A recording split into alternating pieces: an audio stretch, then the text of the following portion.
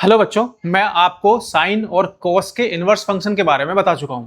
आज की हमारी वीडियो बचे हुए बाकी चार ट्रिगोनोमेट्रिक रेशियोज के बारे में होगी, जो आपके कहां से स्टार्ट होंगे। Tan, cot, sec and cosec, इन चारों के बारे में आज हम पढ़ेंगे कि इनके इनवर्स फंक्शन कहां कहां पर डिफाइन होते हैं, कहां इनका प्रिंसिपल डोमेन होता है और इनकी प्रिंसिपल वैल्यूज क्या होती हैं। ठीक है, तो उसी चीज को हम समझेंगे। तो शुरुआत करते हैं सबसे पहले हम टेन फंक्शन के बारे में। सबसे पहले हम ये जानेंगे कि जो टेन फंक्शन है हमारा, वो किस किस डोमेन में डिफाइन है, कहां पर डिफाइन नहीं है। ठीक है, अगर आप टेन की वैल्यूज के बारे में जानते होंगे, तो अगर आप जीरो से स्टार्ट करोगे और मैं पाई बाई टू तक लूँ सिर्फ, तो हमें पता है टेन जीरो पर जो जीरो वैल्यू है वो जीरो होगी, और टेन पाई बाई टू पर ये इनफाइनाइट होती है। इसका मतलब यहां पर इनफाइनाइट की तरफ टेंड करेगी। इसे हम अनडिफाइंड भी बोल सकते हैं, अनडिफाइंड, नॉट डिफाइंड, कुछ भी बोल सकते हैं। और हमें पता है कि कोई भी फंक्शन है वो किसी आपको डोमेन से को डोमेन पर डिफाइन होता है। यहां पर तो हमें यहां पर, आप सभी को पता है, पिछली वीडियो में हमने जाना था कि जो फंक्शन होते हैं ट्रिगोनोमेट्रिक, ये आपके इन्वर्टिबल नहीं हो सकते, क्योंकि ये वन वन फंक्शन नहीं होते, one one onto function नहीं होते। लेकिन हम किसी एक पर्टिकुलर एरिया को लेंगे, एक रीजन को लेंगे, जहां पर वो function one one onto होगा।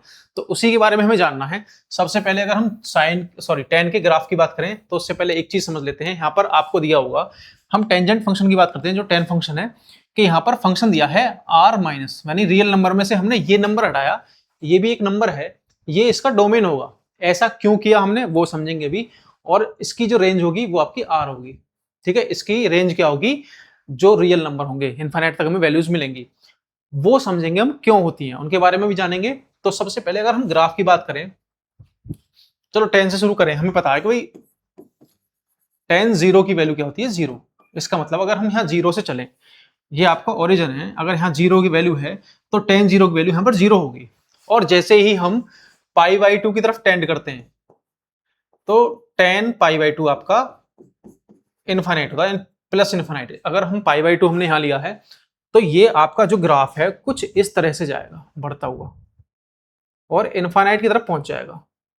ठीक है, अब ऐसे ही जो हम नेगेटिव डोमेन में आते हैं, जीरो से माइनस पाई बाई टू, तो ten minus pi by to,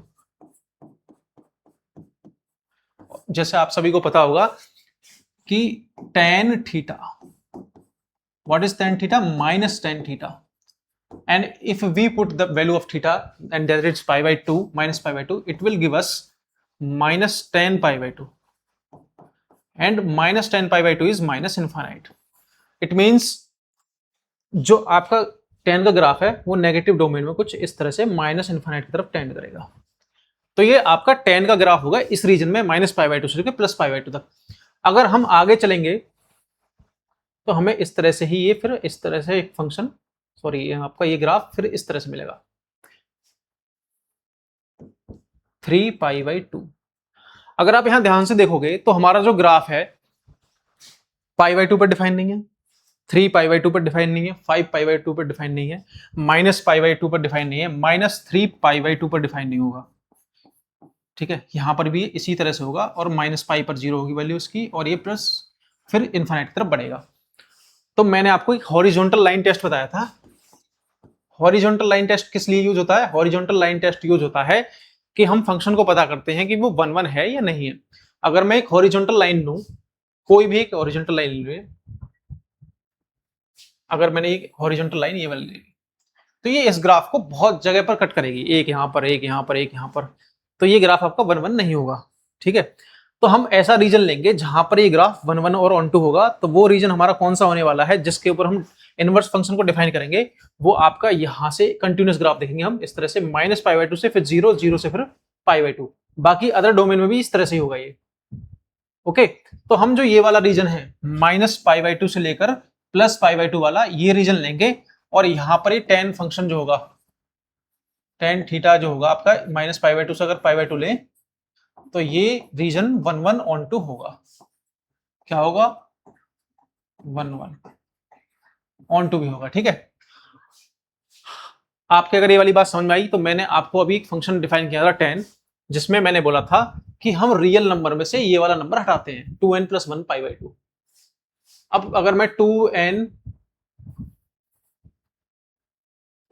plus one pi by two में रेगुलर वैल्यूज पुट करता हूँ, ये कहां से है आपका n जो है जेड से है, इंटीजर से।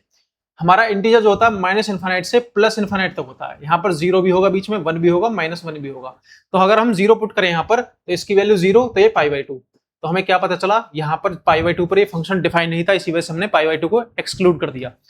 फिर हमने अगर वन वैल्यू पुट करें, this will give us 3 pi by to. 3 pi by to पर भी हमारा जो ग्राफ था वो आपका डिफाइन नहीं था, यहाँ पर अनडिफाइंड था, तो हमने 3 पाई बाई टू वाली वैल्यू भी छोड़ दी। अगर मैं माइनस वन वैल्यू लूं तो माइनस वन पर भी अगर आप देखोगे ध्यान से तो इसकी वैल्यू जो आएगी आपकी माइनस 3 पाई बाई टू आएगी। तो इसका मतलब ये ग्राफ आपका यहां भी डिफाइन नहीं होगा, जो कि ये वाला रीजन है। तो हम इन पॉइंट्स को एक्सक्लूड कर देंगे जहां पर फंक्शन आपका डिफाइन नहीं है। तो इसी वजह से जो आप यहाँ डोमेन देख पा रहे हो इस फंक्शन का tan का, वो r minus two n plus one pi by two इस वजह से लिया गया tan x के लिए। ठीक है, अब इसकी जो रेंज मिल रही है हमें, रेंज हमें वो मिल रही है रियल नंबर। कैसे? अगर मैं बात करूं, यहां से स्टार्ट करूं, मैंने आपको एक वीडियो बनाई थी ग्राफ वाली। ग्राफ में ये बताया था मैंने कि जो वाई एक्सिस की जो, अगर मान लो मुझे किसी एक्स एक्सिस की एक वैल्यू के लिए वाई एक्सिस पर कोई वैल्यू मिल रही है, तो वाई एक्सिस की सारी वैल्यू क्या होंगी आपकी, रेंज होंगी। तो आप अगर इधर से देखोगे तो माइनस इन्फिनिट से शुरू होता है ये वाला ग्राफ और ऊपर तक प्लस इन्फिनिट तक जाता है। तो इसका मतलब ये आपका रियल नंबर, इसका रेंज होगी, इसकी रेंज रियल नंबर होगी। अब अगर इसी फंक्शन का हम इनवर्स निकालेंगे, ठीक है, अगर इसी फंक्शन का हम इनवर्स निकालें tan इनवर्स x, और वो हम एक पर्टिकुलर रीजन में देखेंगे, वो पर्टिकुलर रीजन होगा आपका माइनस पाई बाई टू से लेकर प्लस पाई बाई टू तक।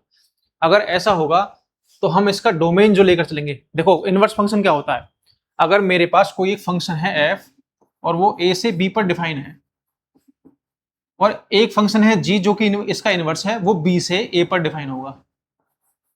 इनवर्स फंक्शन का ये कंसेप्ट होता है। तो अगर मैं tan फंक्शन की बात करूं, जो मैं अभी tan फंक्शन पढ़ के आया हूं, वो आपका कहां से कहां तक डिफाइन है, जो हम एक पर्टिकुलर रीजन लेकर चल रहे थे, माइनस पाई बाई टू से लेकर प्लस पाई बाई टू तो इसकी डोमेन थी, तो वो रेंज हो जाएगी। इसका मतलब जो आपका ये फंक्शन होगा, जो tan इनवर्स x है, वो r से आपका माइनस पाई बाई टू से लेकर प्लस पाई बाई टू इस पे डिफाइन होगा। तो ये आपकी इसकी रेंज होगी और ये वाला आपका डोमेन होगा। ठीक है, इस तरह से हम इसका रेंज और डोमेन पता कर सकते हैं। डोमेन आर हो गया, इसकी range minus pi by to से प्लस पाई बाई टू होगी, और हम इसमें इनवर्स फंक्शन निकाल सकते हैं इसका, क्योंकि इस डोमेन में जो आपका रियल नंबर है और माइनस पाई बाई टू से प्लस पाई बाई टू वाले रीजन में जो 10 था आपका, वहां पर वो 1 1 2 था, तो वो इन्वर्टिबल हो जाएगा। ओके, अब tan इनवर्स का अगर ग्राफ देखेंगे हम, तो tan इनवर्स का ग्राफ जो है, अगर मैं यहां पर, पहले हम क्या कर रहे थे, पहले आपकी जीरो यहां थी, ये आपकी पाई बाई टू थी, यहाँ पर पाई, फिर यहाँ पर 3 पाई बाई टू, इस तरह से हम बढ़ते हुए जा रहे थे आगे। अब हमारा जब फंक्शन इन्वर्टिबल है, इनवर्स आ गया, तो हम यहाँ जीरो से स्टार्ट करेंगे, यहाँ पाई बाई टू होगा, यहाँ पर पाई होगा, इस तरह से पॉजिटिव बढ़ेंगे, यहाँ पर नेगेटिव पाई बाई टू होगा। ओके, तो इस तरह से नीचे की तरफ बढ़ते हुए चले जाएंगे। अब जब हम, जो मैंने फंक्शन आपको बताए थे, फंक्शन कोई भी f a से b पर डिफाइन है, हमारा डोमेन वाले जो एलिमेंट होते हैं, डोमेन वाले एलिमेंट वो हम x एक्सिस पर लेते हैं, और रेंज वाले एलिमेंट हम y एक्सिस पर लेते हैं। तो डोमेन हमारा क्या है, डोमेन हमारा रियल नंबर है। तो रियल नंबर अगर हम यहाँ माइनस इन्फिनिट से प्लस इन्फिनिट तक हम इस पर लेंगे, तो जो आपकी रेंज है माइनस पाई बाई टू से प्लस पाई बाई टू, ये आपकी कहां पर आएगी, वाई एक्सिस पर। तो इसका मतलब ये हुआ माइनस पाई बाई टू आपका ये एलिमेंट यहां होगा वाई एक्सिस पर, और पाई बाई टू आपका यहां होगा। तो ये ग्राफ आपका किस तरह से हो जाएगा, अगर मैं tan माइनस इन्फिनिट की वैल्यू निकालूं, मैं पहले ये वाली वैल्यू पुट करूंगा, तो इसका मतलब ये आएगी माइनस पाई बाई टू यहां पर।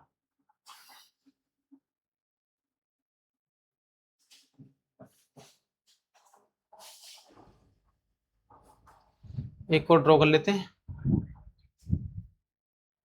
ये मैंने दो लाइन ड्रॉ कर ली, एक माइनस पाई बाई टू पर, एक प्लस पाई बाई टू पर। तो आपका जो ग्राफ है वो, अगर मैं जीरो की तरफ जाऊं, tan inverse zero and this will give us zero, तो जीरो की तरफ हम यहां जीरो पर टेंड कर रहे हैं। तो इसका मतलब ये होगा -π/2 से हम इस तरह से आएंगे और 0 की तरफ पहुंच जाएंगे। जब हम पॉजिटिव डायरेक्शन में जाएंगे, अगर आप tan इनफाइनाइट की वैल्यू फाइंड करोगे, tan इनवर्स इनफाइनाइट, तो ये आपका π/2 वैल्यू आएगी इसकी। ठीक है, तो आपका ग्राफ यहां पर जब हम π/2 की तरफ जाएंगे तो इस तरह से यहां पहुंच जाएगा। तो ये ग्राफ आपका tan इनवर्स फंक्शन का हो जाएगा। ठीक है, अब आप कहोगे भाई ये कहां से आ गई वैल्यू, हम इसे इस तरह सॉल्व करते हैं। tan इनवर्स इनफाइनाइट, और tan इनवर्स इनफाइनाइट का मतलब होता है tan π/2, क्योंकि इनफाइनाइट वैल्यू जो होती है वो tan π/2 होती है, और ये इससे कैंसिल हो जाएगा क्योंकि इसके -π/2 से लेकर +π/2 वाले डोमेन में लाई करता है, तो इस वजह से इसकी वैल्यू π/2 आ जाएगी। ठीक है, इस तरह से हम इनवर्स फंक्शन का ग्राफ बना सकते हैं।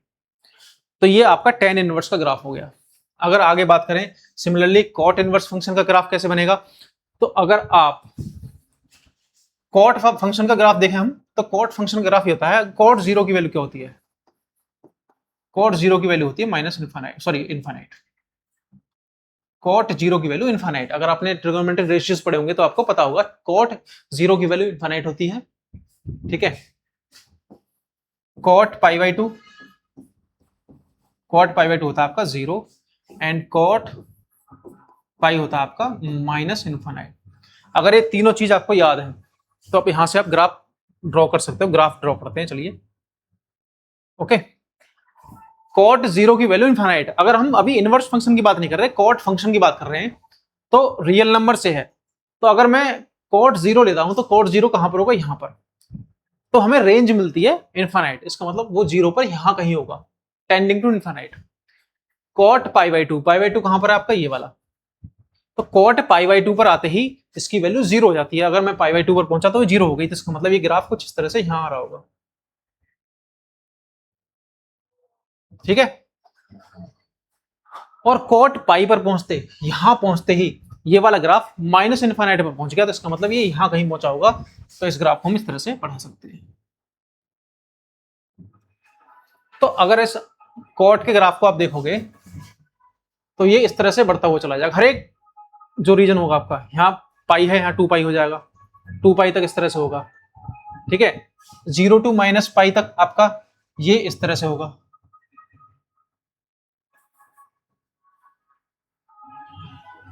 ठीक है, ये आपका cot का ग्राफ हो गया। अंतर क्या है tan और cot वाले में, कि अंतर सिर्फ ये है कि वहां पर हम tan का जो ग्राफ देख रहे थे वो इस तरह से था और वो नेगेटिव डायरेक्शन में जा रहा था, जहां से आप उसे फंक्शन को लेकर चल रहे थे, और यहाँ आपका 0 से ही स्टार्ट हो रहा है और पाई तक जा रहा है। तो अगर इस वाले रीजन को मैं देखूं, यहाँ 0 से लेकर इस पाई वाले रीजन को, तो इस रीजन में मैं क्या देखता हूं कि जो ग्राफ है हमारा वो 1/1/2 है। कैसे 1/1/2, क्योंकि यहां पर कोई भी मैं हॉरिजॉन्टल लाइन अगर ड्रॉ करूं तो वे इस ग्राफ को एक ही प्लेस पर कट करेगी। एक प्लेस पर कट करने का मतलब ये है कि ये जो ग्राफ है आपका 1/1/2 होगा, और अगर मैं यही रीजन ले लूं 0 से लेकर पाई वाला, तो इस रीजन में ये जो ग्राफ है आपका cot, ये 1/1/2 होगा। और 1/1/2 होने का मतलब ये है कि ये फंक्शन इस डोमेन में इनवर्टिबल होगा। इनवर्टिबल होगा तो हम इसका इनवर्स इस रीजन में फाइंड कर सकते हैं, तो वही मैंने किया। और देखो मैंने यहां पर n को एक्सक्लूड कर दिया इसकी रेंज, डोमेन में सर n को क्यों एक्सक्लूड कर दिया, अगर मैं यहां पर 0 वैल्यू पुट करूं तो ये 0 हो जाएगी, तो 0 पर ये फंक्शन डिफाइन नहीं है। 1 पुट करूं तो पाई आती है, तो पाई पर ये फंक्शन यहां डिफाइन नहीं है। इसी तरह से आगे बढ़ते हुए चले जाएंगे तो 2π 3π 4π उन पर ये फंक्शन डिफाइन नहीं होगा, तो हम इन वैल्यूज को निकाल देंगे। ठीक है, तो अब जैसे ही मैं इसका इनवर्स निकालूंगा, इनवर्स फाइंड करते टाइम जो डोमेन था वो रेंज हो जाएगी, जो रेंज है वो डोमेन हो जाएगी। चलिए, अब अगर मैं बात करूं तो जो आपका cot फंक्शन है, cot इनवर्स 0 क्या है आपका, π/2। cot इनवर्स इनफाइनाइट क्या है आपका 0, और cot इनवर्स -इनफाइनाइट क्या है आपका पाई।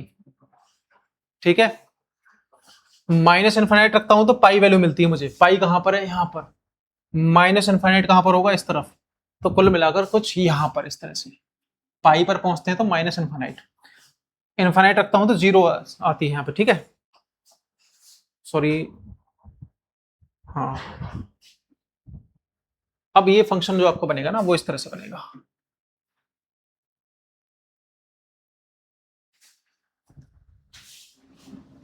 पाई बाई टू कहाँ रहा, 0 पर, पाई बाई टू पर 0 यहाँ आ जाएंगे, ठीक है।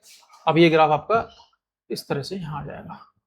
जैसे ही हम 0 की तरफ टेंड कर रहे हैं तो ये ग्राफ आपका इन्फिनिट की तरफ टेंड कर रहा है, देखो जब हम 0 की तरफ जाएंगे तो इन्फिनिट की तरफ जाएगा, तो ये ग्राफ आपका कॉट का इस तरह से बन जाएगा। तो ये आपका ग्राफ होगा कॉट इनवर्स फंक्शन का, ठीक है। तो इसका जो डोमेन होगा आपका, डोमेन रियल नंबर होगा। डोमेन क्या होता है, एक्स एक्सिस पर लिएगी वैल्यूज, और जो आपकी रेंज हो जाएगी वो रेंज होगी 0 टू पाई, ठीक है। तो इस तरह से हम कॉट इनवर्स फंक्शन के ग्राफ को एक्सप्लेन कर सकते हैं, समझ सकते हैं। अब बात आती है सीकेंट फंक्शन, सेक फंक्शन की। और आप सभी को पता होगा जो सेक फंक्शन है, सेक वो होता है 1/cos। 1/cos होने का मतलब ये है कि cos का इनवर्स फंक्शन उल्टा है।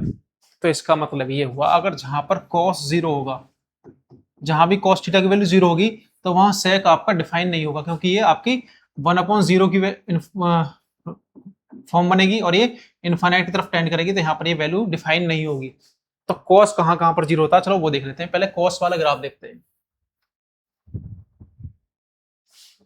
ये cos का ग्राफ अगर मैं यहां देखूं तो cos का ग्राफ मैंने पढ़ा था पिछली वीडियो में, वो इस तरह से बढ़ता है, ठीक है। और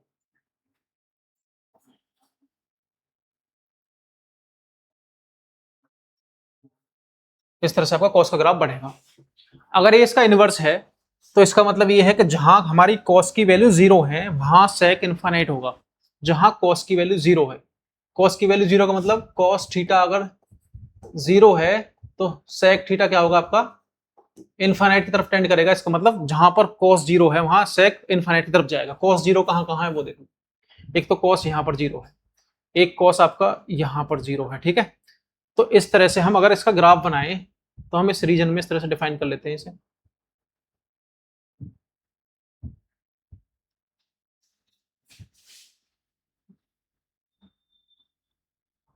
तो ये आपका इस तरह से ग्राफ ऊपर की तरफ जाएगा, जैसे ये 0 की तरफ जाएगा ये इनफाइनाइट की तरफ टेंड करेगा। फिर इसका नेगेटिव रीजन में ग्राफ बनेगा इस तरह से, फिर आपका इस तरह से पॉजिटिव रीजन में ग्राफ बनेगा। अगर आप ध्यान से देखोगे तो इसका ग्राफ रिपीट नहीं हो रहा, मतलब यहां पर पहले पॉजिटिव डायरेक्शन में ऊपर जा रहा है, फिर नेगेटिव डायरेक्शन में इनफाइनाइट से आया 0 की तरफ, फिर माइनस की तरफ गया, फिर वापस ग्राफ आपका इस तरह से आया। तो आपका जो फंक्शन सेक का जो ग्राफ है इस तरह से बनेगा। मैंने यहां पर बोला सीकेंट फंक्शन में 2n+1 पाई/2 मैंने एक्सक्लूड कर दिया सेक में। हाँ, सेक में क्यों इंक्लूड किया, क्योंकि अगर मैं यहां पर 0 वैल्यू पुट करूं तो आपका यहां पर पाई/2 आती है, जो कि पाई/2 कहां, यहां पर। तो पाई/2 पर सेक वाला ग्राफ जो है ये डिफाइन नहीं है। सेक वाला ग्राफ पाई/2 पर डिफाइन नहीं है, तो इस वजह से मैंने ये पाई/2 वैल्यू इसमें से निकाल दी। इसी तरह से आपका -पाई/2 पर भी डिफाइन नहीं है, ठीक है। पाई/2 पर यहां से हाँ डिफाइन नहीं है, फिर हाँ इस तरह से आप 3 पाई/2 की तरफ जाओगे, यहाँ भी डिफाइन नहीं है। मैंने n की वैल्यू 1 पुट की तो ये 2 हो जाएगा और ये 1 हो जाएगा, तो इसका मतलब 3 पाई/2। तो 3 पाई/2 पर भी इसकी वैल्यू इनफाइनाइट की तरफ जा रही है। यहां पर देखो ये पाई है, ये 3 पाई/2 है, तो यहां पर इसकी वैल्यू ये भी इनफाइनाइट की तरफ जा रही है। अगर हाँ मैं इस तरह से ड्रॉ कर दूं एक लाइन, तो हम इन वैल्यूज को एक्सक्लूड कर देंगे जहां पर सेक का फंक्शन आपका डिफाइन है नहीं। अगर आप इसकी बात देखोगे, ध्यान से ग्राफ को देखोगे, सेक वाले फंक्शन ग्राफ को, तो मैं एक चीज देख पा रहा हूं यहां पर सेक वाले ग्राफ में, कि जो सेक का फंक्शन का ग्राफ है और वो यहां क्यों होगा, देखिए कॉस की वैल्यू जो होती है मैक्सिमम 1 होती है, वो 1 कहां पर है, यहां पर। ऐसे ही मिनिमम -1 होती है, तो -1 यहां पर है। तो ये ग्राफ आपका -1 से लेकर +1 के बीच में तो बन ही नहीं रहा, तो इसका मतलब आपकी जो इसकी रेंज हो जाएगी ना वो रियल नंबर तो होगी, पूरा रियल नंबर रेंज होगी, लेकिन इसमें से 1 से लेकर -1 वाला रीजन जो है हम हटा देंगे, तो यहाँ पर एक ग्राफ जो है डिफाइन, इसकी रेंज यहाँ पर नहीं होगी, ठीक है। और जो आपका फंक्शन सेकंड फंक्शन था, इसमें जो आपका डोमेन था वो डोमेन ये हो जाएगा। तो इस तरह से हम सेक फंक्शन को डिफाइन कर सकते हैं। ठीक है, अगर इसके ग्राफ की बात करूं, देखो मैंने जो बताया था आपको ग्राफ वो दिखा दिया यहां पर, इनवर्स ग्राफ। इसका इनवर्स ग्राफ जो बनेगा, अगर मैं कॉस के ग्राफ को उल्टा कर दूं, यहां चलते हैं, सेक फंक्शन जो था आपका, सेक फंक्शन का जो डोमेन था, डोमेन क्या था, वो रियल नंबर में से हमने वहां पर 2n+1 π/2 हटा दिया था, और रेंज में आपका रियल नंबर में से हमने -1 से ये 1 हटा रखा था। तो यहां पर क्या होगा, इसका जो ये तो डोमेन बन जाएगा, रेंज देखो कोई भी फंक्शन है f, वो अगर a से b पर डिफाइन है तो जो डोमेन होगा, और g कोई फंक्शन है, अदर फंक्शन ये b से a पर डिफाइन है तो ये इन्वर्टिबल फंक्शन होगा। तो ये जो a है यहाँ पर ये रेंज बन गया, और जो b यहाँ पर रेंज थी वो डोमेन बन गई। तो इसी तरह से हम इसका उल्टा कर देंगे, यहां पर जो रेंज डोमेन था -∞ से +-1 तक का, देखो ये वाला -∞ से -1 तक का ये ले लिया एक हमने, और एक यहां से 1 से लेकर इन्फिनिट तक का ये वाला रीजन ले लिया। तो हमने इन दोनों का कर दिया यूनियन, -∞ से -1 तक का और 1 से इन्फिनिट तक का। अगर आप ध्यान से एक चीज देखोगे, मैंने पिछली वीडियो में आपको बताया था, हमने ये वाला ग्राफ लिया, फिर ये वाला ग्राफ हमने ये ले लिया यहां तक का। हमने ये वाला ग्राफ ही क्यों नहीं लिया आगे वाला, फिर क्योंकि अगर हम यहां से एक हॉरिजॉन्टल लाइन खींचेंगे तो ये वाला फंक्शन यहाँ पर 1 1 ऑन 2 नहीं है, दो प्लेस पर कट कर रहा है, 1 1 नहीं है, तो हम इस रीजन को हटा देंगे, हम सिर्फ इनवर्स इस रीजन का फाइंड करेंगे। ठीक है, सिर्फ इनवर्स हम इस रीजन का फाइंड करेंगे, यहां से यहां तक का, 0 से लेकर आपका π/2 और π/2 से आपका पाई, और π/2 दोनों ही रीजन में इंक्लूड नहीं है। क्यों नहीं है इंक्लूड, क्योंकि यहां पर फंक्शन डिफाइन नहीं है। तो डोमेन आपका कहां से कहां का होगा, 1 से लेकर एक तो आपका इन्फिनिट तक, और -∞ से लेकर 1 तक, इस वाली वैल्यू को हम निकाल देंगे। तो इसका मतलब -∞ से लेकर -1, क्योंकि 1 वैल्यू इंक्लूड है यहां पर, ये 1 पर ही कट कर रहा है इस ग्राफ को, तो 1 को हम इंक्लूड करेंगे, यूनियन 1 से लेकर इन्फिनिट तक। तो ये इसका आपका क्या हो जाएगा, आपका डोमेन। हमने डोमेन ले लिया, रेंज आपकी क्या होगी, 0 to π/2। चलो आगे चलते हैं, देखो यहां पर हम किस रीजन में सेक का इनवर्स फाइंड कर रहे हैं, हम किस रीजन में, 0 से लेकर पाई वाले रीजन में, 0 से लेकर पाई वाले रीजन में, इस रीजन में हम इनवर्स फंक्शन फाइंड कर रहे हैं। तो इसका मतलब हम इसी को क्या मानेंगे, इसको हम रेंज मान लेंगे, रेंज बन जाएगी ये। लेकिन यहाँ पर ये π/2 इंक्लूड नहीं होगा, क्योंकि यहाँ पर फंक्शन डिफाइन नहीं है। तो हम क्या काम करेंगे, 0 से लेकर π/2 ये वाला हमने ले लिया, यूनियन π/2 से पाई, क्योंकि जब π/2 पर फंक्शन डिफाइन नहीं है तो उस पॉइंट को हम लेंगे नहीं, तो हमने यहां से भी निकाल दिया और इस वाली पॉइंट निकाल दिया। अगर वैसे अगर π/2 पर ये फंक्शन डिफाइन होता तो हम सीधा सीधा रेंज ले लेते 0 to पाई, जैसे हमने कॉस वाले फंक्शन में किया था, tan में भी हमने किया था। tan में -π/2 से +π/2 था। कॉट वाले को देखो ध्यान से, कॉट वाले में हमने क्या किया था, कॉट वाला जो फंक्शन था इसमें हमने 0 to पाई ली थी रेंज, क्योंकि यहाँ पर ये इस पूरे रीजन में यहां से लेकर यहां तक पूरा डिफाइन था। लेकिन π/2 पर यहाँ पर ये फंक्शन डिफाइन नहीं है, क्योंकि इनफाइनाइट की तरफ वैल्यू जा रही है, तो हम इसे वैल्यू को π/2 को एक्सक्लूड कर देंगे। तो हमने वो एक्सक्लूड कर दी, तो हमें रेंज मिल जाएगी। अगर इसके ग्राफ की बात करें, ग्राफ की किस तरह से बात करते हैं, जब हम -∞ से आपका कहां तक आ रहे थे, पाई तक, -∞ से पाई तक, -∞ से पाई, सॉरी हाँ, -∞ से यहां तक 1 तक, -1 तक, तो ये π/2 से लेकर पाई तक था। ये आपके यहां गलत लिखे हुए हैं, यहां नहीं होंगे, 0 यहां होगा, π/2 आपका यहां होगा, पाई आपका यहां होगा। ठीक है, अब अगर मैं बात करूं -∞ से लेकर 1 तक, तो वो π/2 से पाई तक था, -∞ से -1।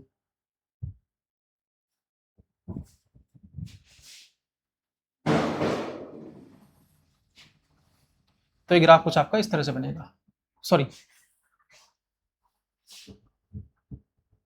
ये आपका मैंने यहां 1 ले लिया, 1, ये π/2 नहीं है, आप बाई मिस्टेक यहां लिखा हुआ है। तो ये ग्राफ इस तरह से जाएगा और ये ग्राफ इस तरह से जाएगा। ठीक है,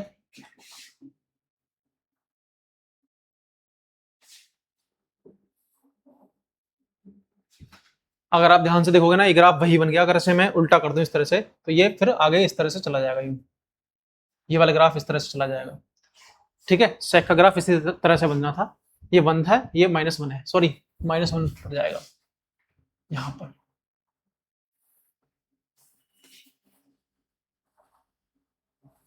और इस वाले रीजन को मैं हटा देता हूं। तो इस तरह से हम इस सेक का ग्राफ बना लेंगे।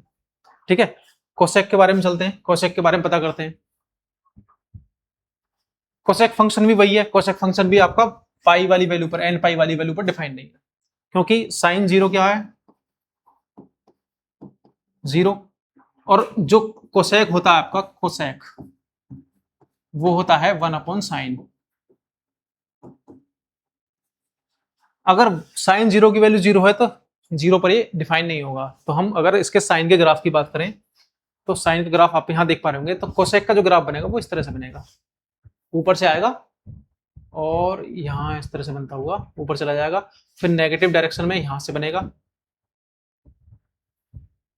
फिर पॉजिटिव डायरेक्शन में इस तरह से बनेगा, इस तरह से चलता रहेगा ये ग्राफ। तो ये साइन का इनवर्स होता है, तो फंक्शन ये ग्राफ आपका इस तरह से बनता हुआ चला जाएगा। ठीक है, अब इस ग्राफ को हम लेते हैं, तो ये ग्राफ कहां से कहां डिफाइन होगा आपका। हमने साइन फंक्शन जो डिफाइन किया था, इनवर्स, साइन का इनवर्स, वो -π/2 से लेकर +π/2 पर हमने डिफाइन किया था। हमें पता है, पिछली वीडियो में हमने पढ़ा था। तो -π/2 आपका यहां पर है और π/2 आपका यहां पर है। तो अगर ये ऐसा है, तो आपका जो ग्राफ बनेगा सेक का, सॉरी कोसेक का, 0 अगर ये है तो ये इस तरह से बनेगा।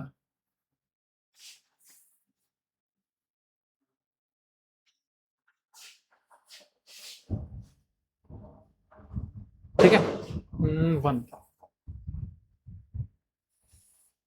इस तरह से वाला ग्राफ आपका कोसेक का बनेगा, जो उल्टा हो जाएगा आपके कॉस वाले फंक्शन, कोसेक वाले फंक्शन। ठीक है, तो ये आपके सारे ग्राफ हो गए आज के।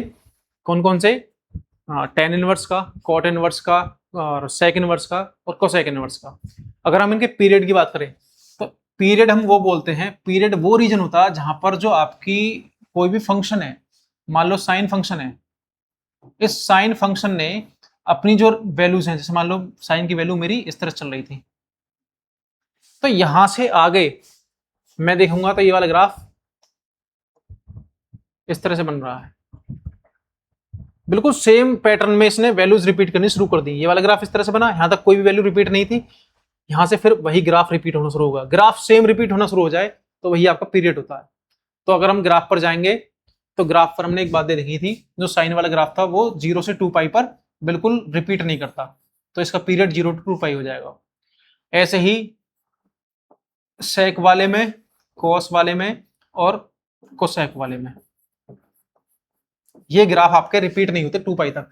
तो इन सबका, चारों का जो पीरियड होगा वो 0 to 2π होगा, 0 to 2π तक इनका ग्राफ रिपीट नहीं होता। ठीक है, उसी सीक्वेंस में वैल्यू चलती हैं। और जहां अगर हम कॉट की बात करें और टेन की बात करें, तो इनका जो पीरियड होता है वो 0 to π होता है। जैसे अगर मैं ग्राफ पर जाऊं आपके, ये वाला, अगर आप इस ग्राफ को देखोगे ध्यान से, तो इस ग्राफ में एक चीज देख पा रहे होगे कि 0 से π/2 पर यहां ये ग्राफ है, और यहां पर इस तरह से ग्राफ है ये वाला। इसके बाद में अगर हम यहां से इस रीजन को छोड़ ले लेंगे, यहां से लेकर इसके बाद में ग्राफ ने अपने आप को रिपीट करना शुरू कर दिया। कैसे, जब ये ग्राफ ऐसे ऊपर जा रहा था, यहां से 0 से, यहां से पाई से भी ऊपर की तरफ जाना शुरू कर देगा, और फिर नेगेटिव में यहां से इस तरह से आएगा। तो यहां से ग्राफ ने रिपीट करना शुरू कर दिया। वापस जाएंगे तो यहां पर इस तरह से आप देख रहे हैं नेगेटिव डायरेक्शन में है, तो फिर ये नेगेटिव डायरेक्शन में जाना शुरू हो जाएगा, और ये फिर ग्राफ को रिपीट करना शुरू कर देगा। तो जो 0 से पाई वाला रीजन है, यहाँ पर ग्राफ अपने आप को कहीं भी रिपीट नहीं करता, तो इसका मतलब यहाँ पर ये आपका पीरियड क्या होगा, 0 to π होगा। कहां पर, 10 वाले में। इसी तरह से कॉट वाले में होगा। कॉट वाला ग्राफ आपने देखा होगा, तो ये वाला यहां से लेकर यहां तक ये ग्राफ आपका सेम है। फिर अगर अगले रीजन में जाएंगे तो फिर ग्राफ रिपीट होगा इस तरह से। तो यहां पर ये दोनों ग्राफ सेम है, लेकिन रीजन चेंज हो गया, तो 0 to π इसी वजह से इसका पीरियड होगा यहाँ पर, फिर आगे ऐसे ही बढ़ता चला जाएगा। तो 0 to π किसका, 10 का और कॉट का होगा।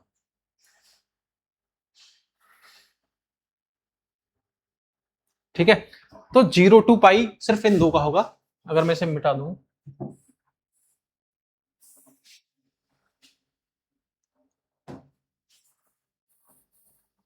एक मिनट हम देखते हैं। अब ये पीरियड कहाँ काम आएगा वो हम देखेंगे, क्वेश्चन करेंगे जब। 0 to 2 पाई साइन का, कॉस का 0 to 2 पाई, टेन का 0 to पाई, कॉट का 0 to पाई पीरियड, सेक का 0 to 2 पाई एंड कोसेक का 0 to 2 पाई।